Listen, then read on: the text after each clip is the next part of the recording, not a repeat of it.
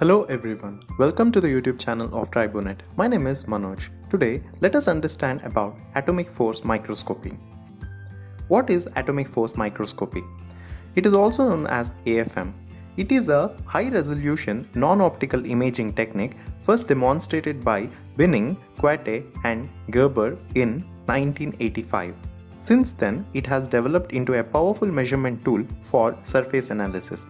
AFM allows accurate and non-destructive measurements of the topographical, electrical, magnetic, chemical, optical, mechanical, etc. properties of a sample surface with a very high resolution in air, liquids or ultra-high vacuum. This unique combination of capabilities makes AFM indispensable in the most advanced science and technology labs around the world.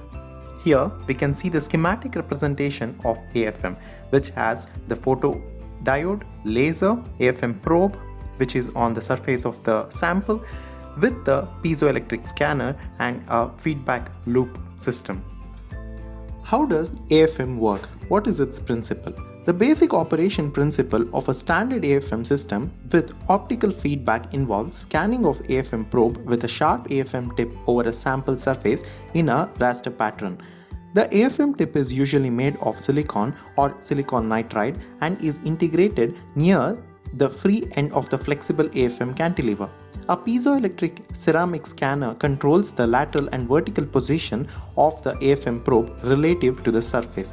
As the AFM tip moves over the features of different heights, the deflection of the AFM cantilever changes. This deflection is tracked by laser beam reflected from the back side of the AFM cantilever and is directed into a position-sensitive photodetector.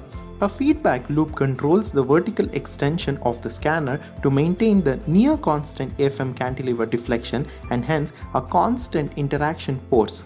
The coordinates that the AFM tip tracks during the scan are combined to generate a three-dimensional topographic image of the surface.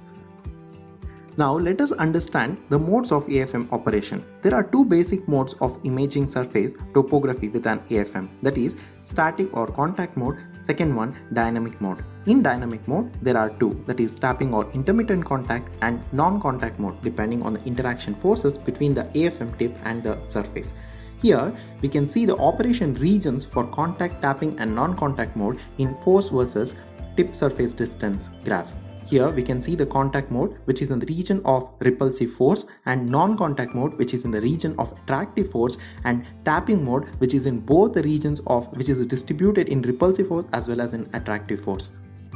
Next, let us understand how contact mode works. In contact mode, the AFM probe tip is scanned across the sample surface while maintaining constant contact with it. The feedback system aims to maintain constant AFM cantilever deflection and consequently a constant interaction force. The forces between the AFM tip and the surface are repulsive. Soft AFM cantilevers with force constants lesser than or equal to 1 Newton per meter are usually used in order to minimize AFM tip wear and surface damage and in order to increase the sensitivity. Here we can see how the contact mode in AFM operation works. This is a schematic representation of it.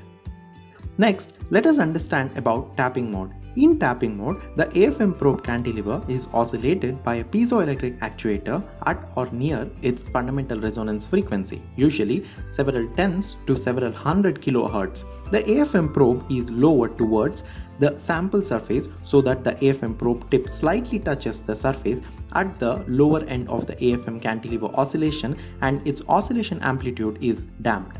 The feedback loop maintains a constant AFM cantilever oscillation amplitude and hence a constant interaction force. The forces that dominate the interaction between the AFM tip and the surface are repulsive. Here we can see the schematic representation of the operation of tapping mode.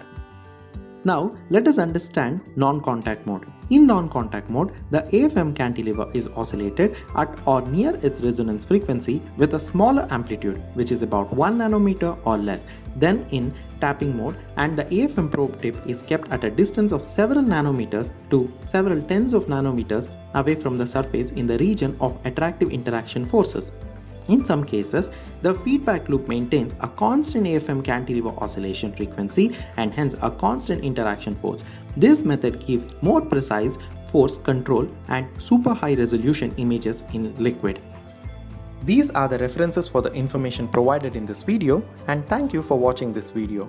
To get more details on the topics related to tribology, follow us on our social media pages on Instagram, Facebook, LinkedIn, and do not forget to subscribe to our YouTube channel Tribonet. Also, visit our website on www.tribonet.org.